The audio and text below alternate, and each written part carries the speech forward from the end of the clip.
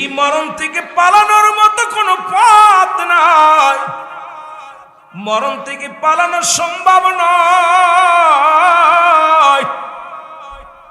এই মরণ থেকে পৃথিবীর মধ্যে আদম আলাইহিস সালাম থেকে শুরু করে আখির নবী রাহমাতাল লিল আলামিন পর্যন্ত কত পয়গম্বর কত নবীগণ দুনিয়ার মধ্যে আগমন করলো। কেউ দুনিয়ার মধ্যে নাই নাই, আমিও থাকবো না, আপনিও থাকবেন না। পৃথিবীর মধ্যে প্রতাপশালী বাদশা বানাইলেন আমার আল্লাহ। চারজন ব্যক্তিকে প্রতাপশালী বাদশা বানায়া দিলেন। তারা দুনিয়ার মধ্যে নাই, তাদের কল্লা দুনিয়া থেকে নিয়ে গেছেন। ও যুবক, দিলের কান্ডা লাগা শোনো, ফিরাউন, নমরুদ, কারণ যারা খোদাই দাবি করলো তারাও দুনিয়া থেকে চলে গেছে। ও আমার বন্ধুরা, আমার শোনে না, কিন্তু মানুষের দিলে এখন মরণের ভয় নাই। আরে মরণের ভয় নাই, একটা কথা মনে পড়ে গেল, হঠাৎ করে কথাটা বলে আসি আগে, তারপর ওদিকে যায়। বললাম চারজন ব্যক্তিকে প্রতাপশালী বাদশা বানায়া দিয়েছিল আমার আল্লাহ। মুসলমানদের মধ্যে দুজন, কাফেরদের মধ্যে দুজন। মুসলমানদের মধ্যে দুজন, একজনের নাম হলো বাদশা পয়গম্বর সুলাইমান। এই দুনিয়ার মধ্যে আল্লাহ তারে প্রতাপশালী বাদশা বানাইলেন। অল পৃথিবী গুইরা গুইরা দেখতো, পেট্রোল লাগতো না, ডিজেল লাগতো না। এই আল্লাহ একটা কুরসি দান করেছিল, এই কুরসির মধ্যে বইয়া তামাম পৃথিবী ঘুরিয়া ঘুরিয়া দেখতো। আল্লাহ রাব্বুল আলামিন এত পাওয়ার, এত ক্ষমতা বান্তারে করেছিল। সে তো দুনিয়ার মধ্যে নাই, আল্লাহ তারে দুনিয়া থেকে নিয়ে গেছে। আর একজন বাদশা ছিল যিনি পৃথিবীর মধ্যে বাদশা জুলকারনাইন। আল্লাহ তার এই অল পৃথিবীর মধ্যে এত বড় ক্ষমতা বান্দাদা বানায়া দিয়েছিল।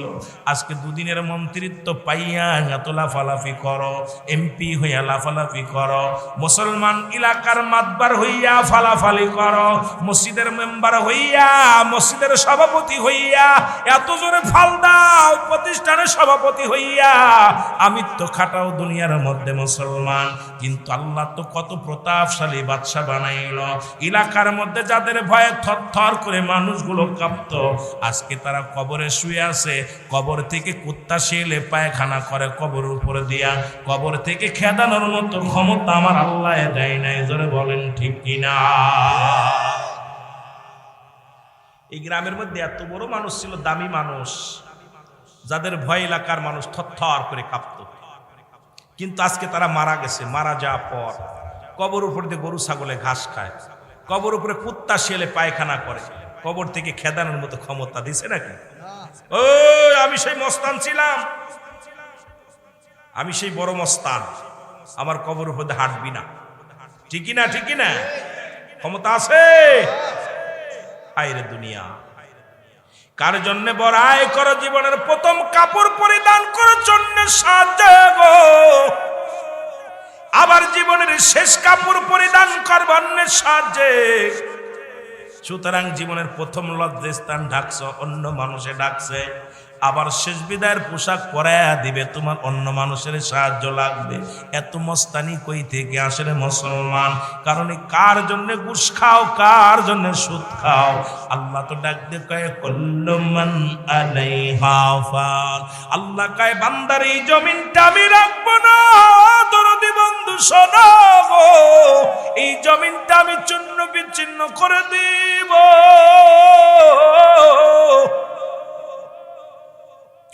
এই জমিনের মধ্যে যত মাটি আছে, মাটিগুলো পুরা আমি তামা বানায়া দিব।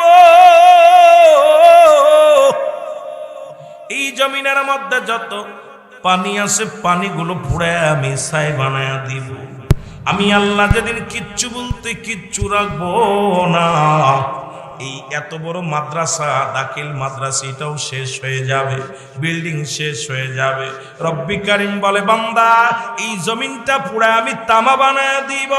এই জমিনের মধ্যে যত পানি আছে সব পানিগুলো পুরা ছাই বানায় দিব। যেদিন কিচ্ছু বলতে কিচ্ছু থাকবে না, সেদিন থাকবে শুধু আমার আল্লাহ। জোরে জোরে চিল্লায়া বলা যাবে না আল্লাহু আকবার। আল্লাহ কয় বান্দা সেদিন থাকবো শুধু আমি থাকবো আমার রাসূলের ভালোবাসা নিয়ে। ঠিক কিনা? কার ভালোবাসা নিয়ে?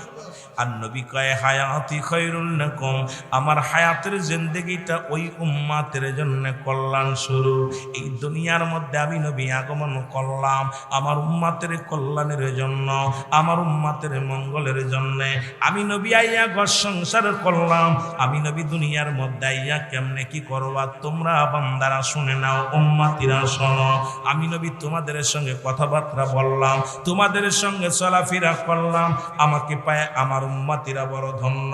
ও যুবক শুনে নাও, শুনে নাও, এরে আমার নবী কয় দুনিয়া থেকে আবার আমি বিদায় নিয়ে গেলাম রে। নবী কয় উম্মতিরা রে ওফাতি খায়রুন লাকুম, আমার ওফাতটাও আমার উম্মতের জন্য কল্যাণ স্বরূপ। সুতরাং সেই নবীর উম্মত হয়ে আমরা বড় ধন্য। জোরে জোরে বলেন ঠিক কিনা? মদিনা যাইতে পারলাম না, মদিনা দেখ। আরো জোরে বলেন মদিনা যাইতে পারলাম না, মদিনা। আরো একটু জোরে জোরে চিল্লায় বলেন মদিনা যাইতে পারলাম না, মদিনা। আমি অসহায় তাই এত দূরে রই, আমি অসহায় তাই এত দূরে রই, শুধুই সালাম জানাই বলো, শুধুই সালাম জানাই মদিনা যাইতে পারলাম না, মদিনা। আরো জোরে জোরে বলেন মদিনা যাইতে পারলাম না, মদিনা। মদিনার নাম কত মধু,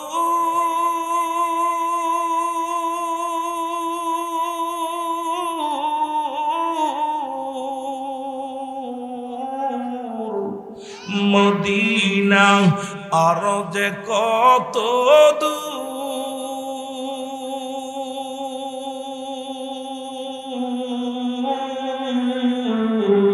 ওই মদিনার পথের দুলি বলো, ওই মদিনার পথের দুলি মাখতে পারলাম না, মদিনা। আরো জোরে বলেন মদিনা যাইতে পারলাম না, মদিনা। বাজানটা সব বসে পড়েন। মদিনা দেখতে পারলাম না, মদিনা যাইতে পারলাম না, মদিনা। মদিনার নাম কত সুন্দর,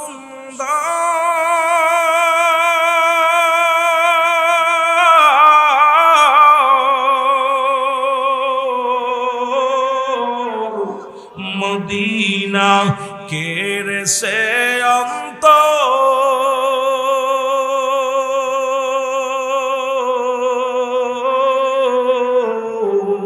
এই গরিব দুঃখীর সালাম খানি, সিলেট বিভাগের সালাম খানি পৌঁছাই দিও মদিনায় বলো, পৌঁছাই দি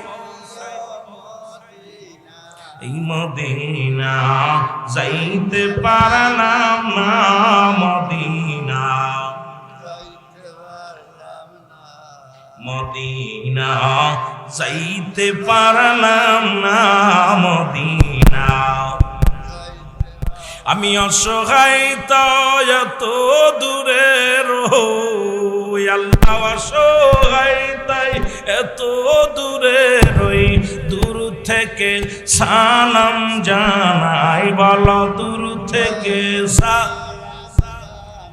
আই মদিনা যাইতে পারলাম না, মদিনা। মদিনা যাইতে পারলাম না, মদিনা।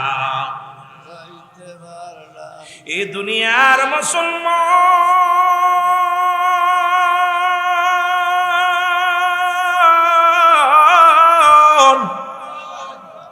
বলতেছিলাম আর একজন বাদশা মুসলমানদের মধ্যে বাঁচব রব্বুল আলামিন তাকে এত ক্ষমতা এত নিয়ামত তারে দান করেছিল এই পৃথিবীর মধ্যে 1600 বছর হায়াত আল্লাহ দান করেছিল জোরে বলেন মারহাবা কত বছর তুমি মিয়া 40 বছর বাঁচো তাই এত বড় মস্তানি 50 বছর বাঁচো তাই করো লুটতারাজ করো সন্ত্রাসী করো ও যুবক 1600 বছর হায়াত আল্লাহ তারে দান করেছে রে কত বছর আসেনি এত বড় হায়াত আল্লাহ সিলেটের জমিনে কো আসেনি কয় বছর আস্তে গতে নিজরে কোন কত বছর 1600 বছর হায়াত আল্লাহ তারে দান করেছিল এত বড় হায়াত রব্বি কারীম তারে দান করেছিল রে মুসলমান এই দুনিয়ার মধ্যে রব্বুল আলামিন তারে লম্বা বানাইছিল লম্বা হলো মুসলমান 48 হাত লম্বা কত তুমি মিয়া 3.5 হাত মানুষ নীলি ফুট মানুষ তোমার যন্ত্রণায় মানুষ ঘুমাইতে পারে না তুমি মানুষকে ঠেরে দাও মানুষকে খুন করার ভয়ে দেখাও লুটতারাজ করো সন্ত্রাসী করো রাস্তায় সন্ত্রাসী করো ঘর দরজা পুড়িয়ে দাও জ্বালিয়ে দাও রব্বুল আলামিন এত লম্বা মানুষটারে বানাইলেন এর পৃথিবীর মধ্যে ক্ষমতা তারে কম দেয় নাই রাজত্ব তারে দান করেছিল লম্বা মানুষটা ছিল 48 হাত লম্বা আল্লাহ তারে একটা মুজিজার ঘোড়া দান করেছিল এই ঘোড়াটা দিয়া যখন একটা কদম পা বাড়াইতো এক কদমে 12,000 মাইল অতিক্রম করতো জোরে জোরে চিল্লায় বলো মারহাবা কত হাজার খালি একটা পা দিয়ে আর একটা পা ফেলতো 12,000 মাইল অতিক্রম করতো এত বড় পাওয়ারফুল একটা ঘোড়া আল্লাহ দান করেছিল এই লোকটারে দিলেন মাত্র মুসলমান শুনে নাও এই ঘোড়া দিয়ে অল পৃথিবী 2 বার ভ্রমণ করেছিল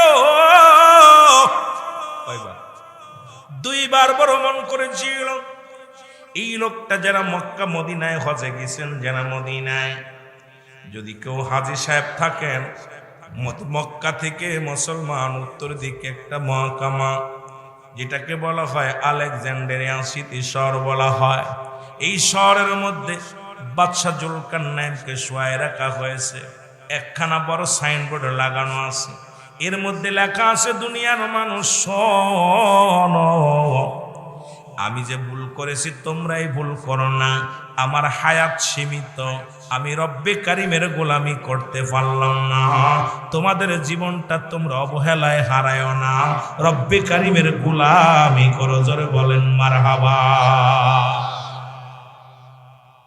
বেটা 1600 বছর বেঁচে পায় হায়াত কম কত বছর 1600 বছর বেঁচে বলে আমি যে ভুল করছি তোমরা ভুল করো না কারণ আমার হায়াত একদম সীমিত 1600 বছর পাইছে আর আখিরি নবীর উম্মতের হায়াত হলো গড় আয়ু হলো বর্তমান মনে হয় 40-45 হবে এর মধ্যে কি অবস্থা মুসা আলাইহিস সালাম যাচ্ছে রাস্তা দিয়ে দেখ এক বুড়ি কাঁদতেছে বয়া বয়া বুড়ি মা কাঁদতেছে যাবার সময় দেখে কান্দে আসার সময় কান্দে বিকাল হয়ে গেছে এখন সন্ধ্যা লেগে লেগে ভাব কোসো বুড়ি মা তুমি কাঁদছো কেন বাবা আমার ছোট ছেলেটা মারা গেছে কে মারা গেছে জোরে কর না কোন ছেলে ছোট ছেলে কে মাগো বয়া বয়া কাঁদতেছো বাড়ি যাবা না বাবা রে ছোট ছেলেটা মারা গেছে এই জন্যই কাঁদতেছে তোমার ছেলের বয়স হয়েছিল কত মাত্র 500 বছর কয়শো বছর কত মাত্র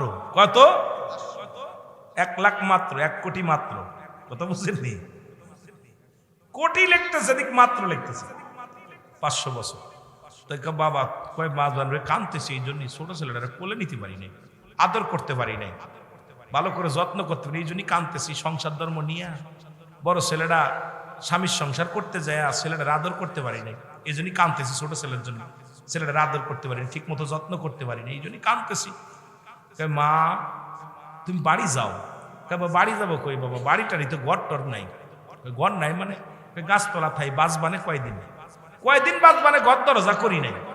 মুসা আলাইহিস সালাম কয় কি কও মা? কয় হ বাবা, ঘর দরজা করে কি এরতাম, কয়দিন বাঁচবানে? কয় বাবা তোমার কি? আমার শ্বশুরও বেঁচে আছে। সুবহানাল্লাহ বলেন। কে বেঁচে আছে? শ্বশুর শাশুড়ি বেঁচে আছে। বড় ছেলের বয়স কত হইব? স্বামীর বয়স কত হইব? শ্বশুরের বয়স কত হইব? ছোট ছেলের বয়স যদি 500 বছর হয়, বড় ছেলের বয়স কয়শো বছর হইব? স্বামীর বয়স কয়শো বছর হইব? কথা কয় না। তাহলে এখন মা, বুড়ি মা বলতেছে বাজান রে বাড়ি যাবো, কই ঘর দরজা নেই। আমার মুসা আলাইহিস সালাম কয় মা গো, এমন একটা জামানা আসবে মাত্র 40 থেকে 50 বছর মানুষ হায়াত পাবে। কয় আরে মুসা কেন আসবে, তারা কিসের জন্য আসবো? কয় মা গো, তোমার ছোট ছেলে কি বিয়ে করছিল? কয় বিয়ে করি নাই, এখনো বিয়ে করে নাই, 50 বছর 500 বছর বয়স, এখনো বিয়ে শাদী করে নাই। কয় বাবা ওই জামানার মানুষগুলো কেন আইব? নবী মুসা কয় মা গো, শুধু বিয়ে না, তারা বিয়ে করবে, নাতিপুতি হবে, নাতিপুতির মুখ দেখবে, তারা বাড়ি করবে, গাড়ি করবে। মা গো, ওই 40-50 বছর হায়াত পায়া 50 তলা 20 তলা 100 তলা ভবন করবে, বাড়ি করবে, গাড়ি করবে, বিয়েও করবে, নাতিপুতির মুখও দেখবে। আল্লাহু আকবার বলেন না? ঠিক সেই জামানা চলে এসেছে। কথা কন ঠিক কি না? এখন জামাই শ্বশুর এক জায়গায় দাঁড়াইলে চিনা যায় না কোনটা জামাই। আমি নিজের কথাই কই, আমার শ্বশুরের কাছে দাঁড়াইলে আমার তো 2-4টা দাড়ি টাড়ি পাকছে, শ্বশুর একদম তরতাজা। কথা বলছেন না? মাঝে মাঝে এক জায়গায় দাঁড়াইলে লজ্জা লাগে শ্বশুরের আব্বা কইতে। চিন্তা করি দাঁড়ায় দাঁড়ায় কয় উনি আব্বা আব্বা কয়, আমি খালি চিন্তা করি কামসা আছে, লোকজন দেখলে কই বেটা এডে শ্বশুর এডে না, এটা জামা এটা। কথা বুঝছেন না? আসলে প্রথম প্রথম বিয়ে করা পাজার মাইয়ে হয়েছে কি ভাই, মেয়ে জায়গার আগে দিচ্ছে আল্লাহ, এর অল্প ফাঁস করেই তারা শ্বশুর বাড়ি চলে, জামাই বাড়ি চলে যাচ্ছে। জোরে বলেন ঠিক কি না? ঠিক সেই জামানা আমরা চলে আসি। দেখেন 40 বছর বয়স নাতিপুতির মুখ অনেকে দেখতেছে। জোরে বলেন ঠিক কি না? দেখছেন অনেকে নাতিপুতির মুখ দেখতেছে।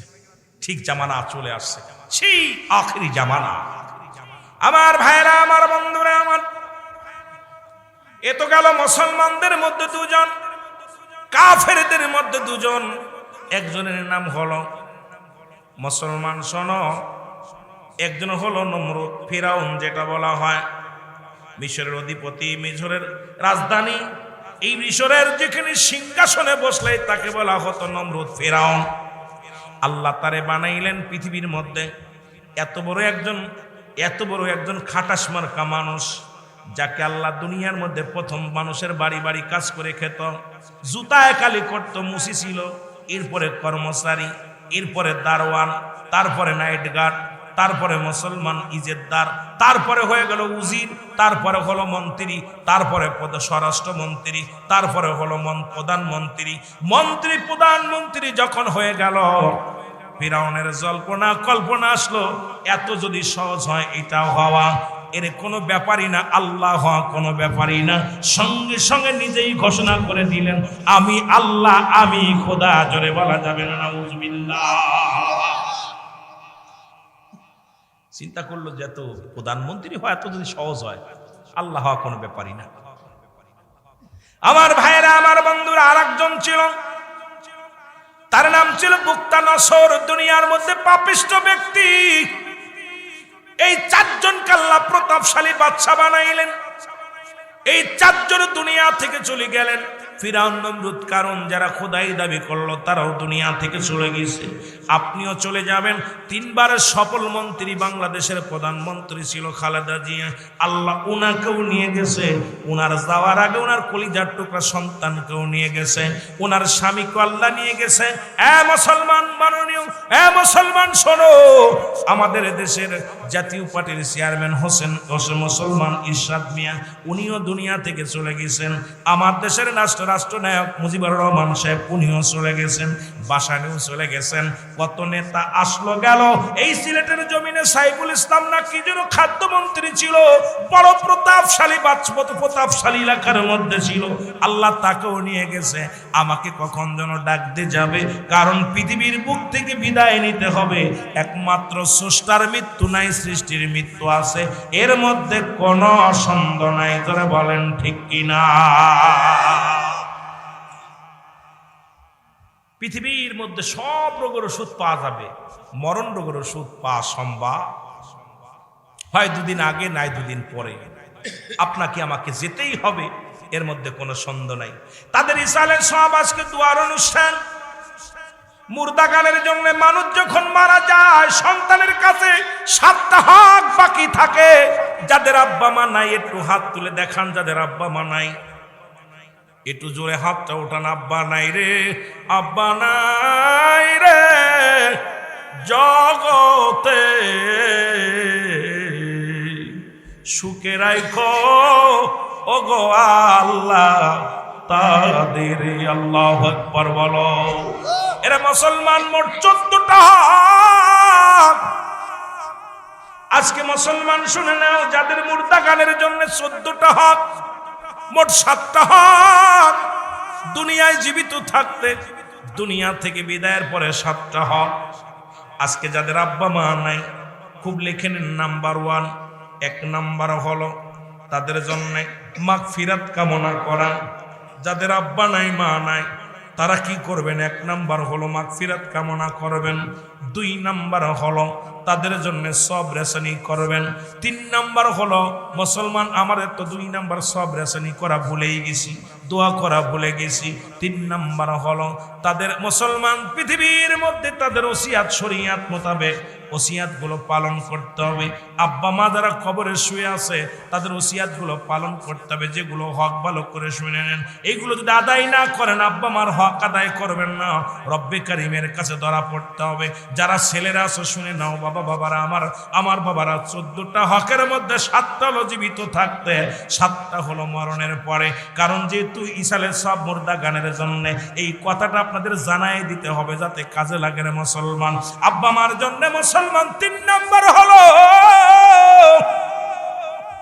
ওসিয়াত পুরা করা লাগবে, শরীয়ত মোতাবেক ওসিয়াত পূরণ করা লাগবে। 4 নাম্বার হলো তাদের দিনা পাওনা দিনাদায়ক যদি থেকে পরিশোধ করা লাগবে। 4 নাম্বার হলো দিনাদায়ক পরিশোধ করা লাগবে।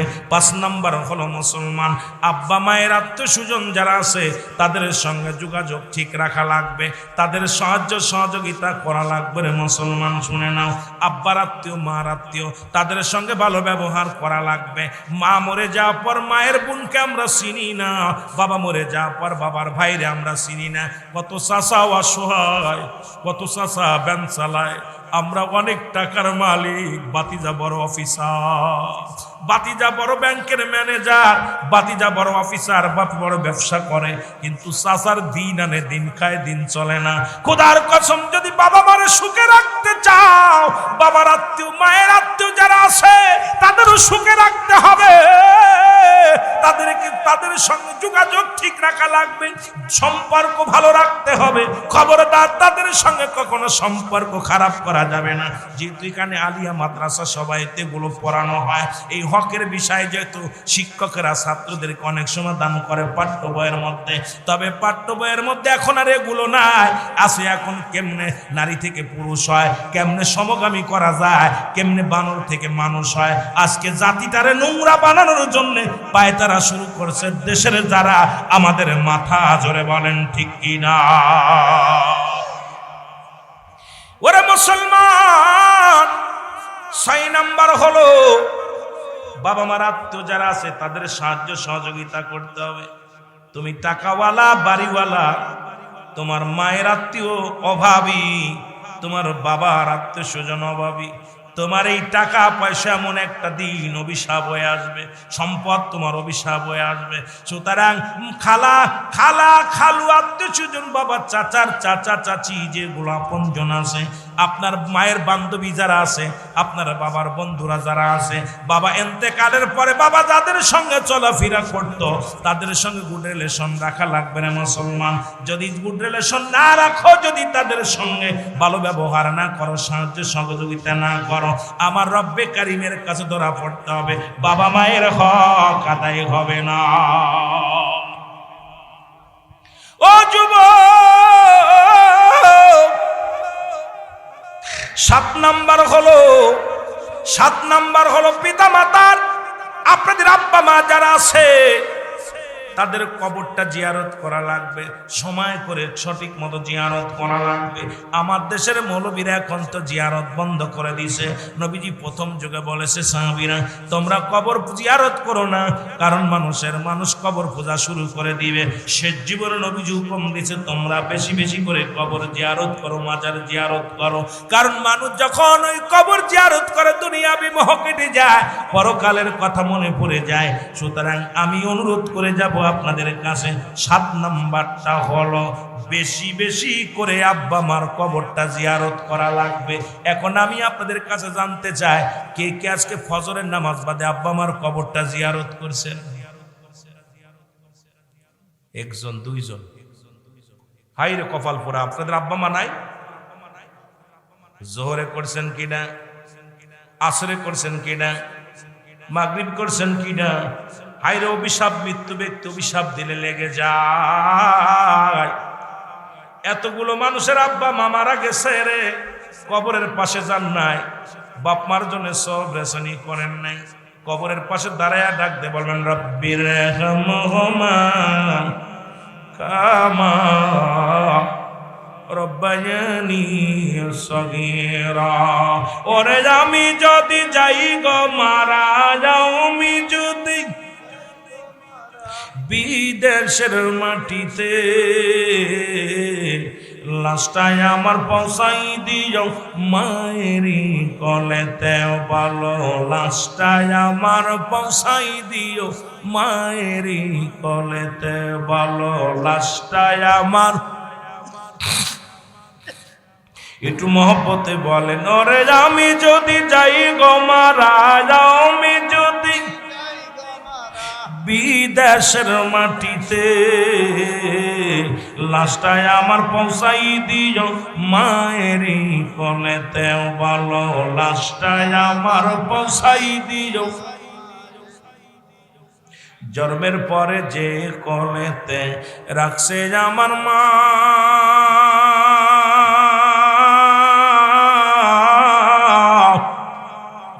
সেই মাকে না দেখাইয়া আমার দাফন দিও না। এলাকাবাসী রে,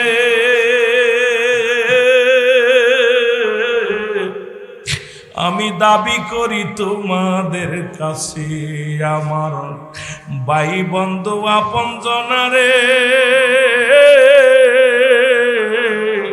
দাবি করি তোমাদের কাছে, জন্মের পরে যে কোলেতে রাখছে আমার মা,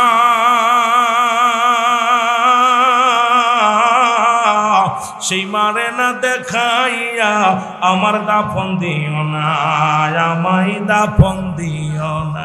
আমার মায়ের মুখটি দেখলে পারে, আমার মায়ের মুখটি দেখলে পারে শান্তি পাবো কবরে, লাস্টায় আমার পৌঁছাই দিও মায়ের কলেতে ভালো, লাস্টায় আমার। একটু জোরে জোরে বলেন, লাস্টায় আমার পৌঁছাই দিও মায়ের কলেতে। ওরে আমি যদি যাই গো মারা, আমি যদি বিদেশের মাটিতে, লাস্টায় আমার পৌঁছাই দিও মায়ের কলেতে বলো, লাস্টায় আমার। এই জগতে মায়ের মতো নাই কেউ আপন,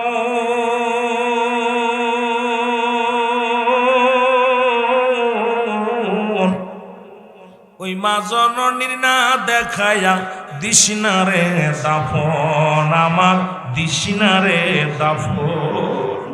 এই জগতে বাবার মতো নাই কেউ আপন,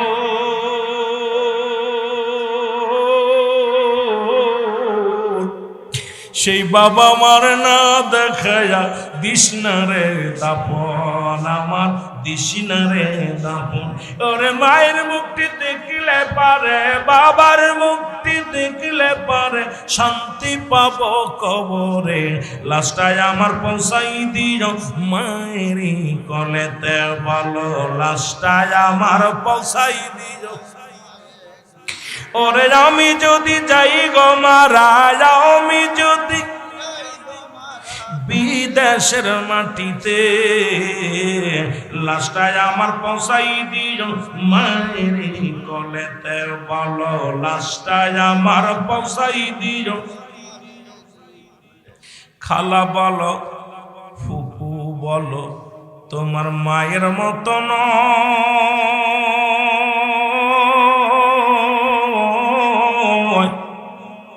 চাচা বলো খালু বলো বাবার মতো নয় কেহ বাবার মতো নয় ওরে যতদিন মা থাকবে ধরায় মায়ে যতদিন মায়ে থাকবে ধরায় কাঁদবে সন্তানের আশায় হস্ত তুলে করবে দোয়া মাফ করো আল্লাহ গায়ে গায়ে হস্ত তুলে করবে দোয়া মাফ করো আল্লাহ ওরে আমি যদি যাই গো মারা আমি যদি বিদেশের মাটিতে লাশটায় আমার পৌঁছাই দিও মায়ের কোলেতে বলো লাশটায় আমার এ দুনিয়ার মুসলমান এই সাতটা হক যদি আদায় না করো গো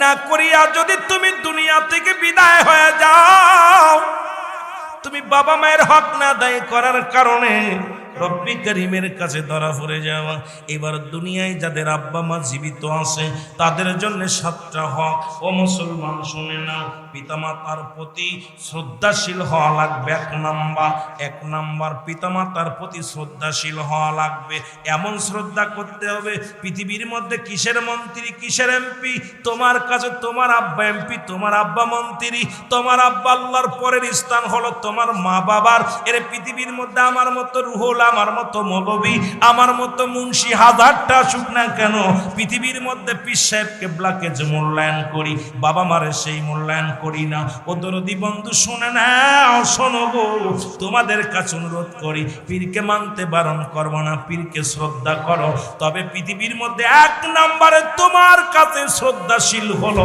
পৃথিবীর মধ্যে তোমার আব্বা তোমার মা জোরে জোরে চিল্লায় বলা যাবে না মারহাবা আর একটু জোরে জোরে চিল্লায় বলা যাবে না মারহাবা এ যুবক দিলের কান্ডা লাগা শুনে নাও এখন নবীজি বলছে তোমাদের পিতা মাতা যখন বুড়া হয়ে যায় ওরে মুসলমান খবরদার মাকে বুড়ি বলবি না বাবাকে বুড়া বলবি না কারণ ছোট মানুষের যেমন চরিত্র বুড়া হয়ে গেলে এই চরিত্র দুই পাশে দুটো মুরব্বী বসে আছে এই মুরব্বীগণ যখন আপনার ছেলে মেয়ের ছোট ছোট ছেলে মেয়ে যেমন বিরক্ত করবে এই মুরব্বীরা হয়ে গেলে সেই রকম বিরক্ত করবে হাজারটা অন্যায় করবে আমার নবী বলে খবরদার খবরদার টু শব্দ করবি না আব্বার মনে কষ্ট দিবি না আমার মনে কষ্ট দিবি না ও যুবক এই পৃথিবীর মধ্যে পিতামাতার যদি কষ্ট দিয়ে যাও আল্লাহর জান্নাত তোমার জন্য হারাম তিন শ্রেণীর মানুষের দোয়া কবুল হয় না নাম্বার 1 হলো পিতামাতার নাফরমানি সন্তান 2 নাম্বার হলো এতিমের মাল ভক্ষণকারী 3 নাম্বার হলো হিংসুটে মানুষ এই তিন শ্রেণী মানুষের দোয়া কবুল হবে না আমার আল্লাহ তাদের কোনো প্রার্থনা কবুল করবে না হজ করলে হজ কবুল হবে না যাকাত দিলে যাকাত কবুল হবে না নামাজ পড়ে কপাল ছুলে লাভ হবে না যতক্ষণ পর্যন্ত তোর ঘরে তোর মা তোর বাবা আসে যতক্ষণ পর্যন্ত তোরে ক্ষমা না করবে রব্বে কারীম তোরে ক্ষমা করবে না জোরে জোরে চিল্লায় বলা যাবে না আল্লাহু আকবার আর একটু জোরে জোরে চিল্লায় বলা যাবে না আল্লাহু আকবার এরে আমি যদি যাই গো মারা যাও আমি যদি বিদেশের মাটিতে লাশটায় আমার পৌঁছাই দিও মায়েরি করেতে জোরে লাশটায় আমার গ্রামবাসী রে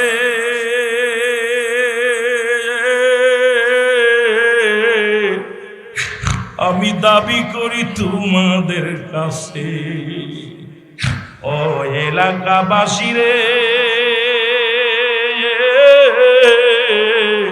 আমার দাবি তোমাদের কাছে আমার মা জননীরে না দেখায়া আমার বাবা জানরে না দেখায়া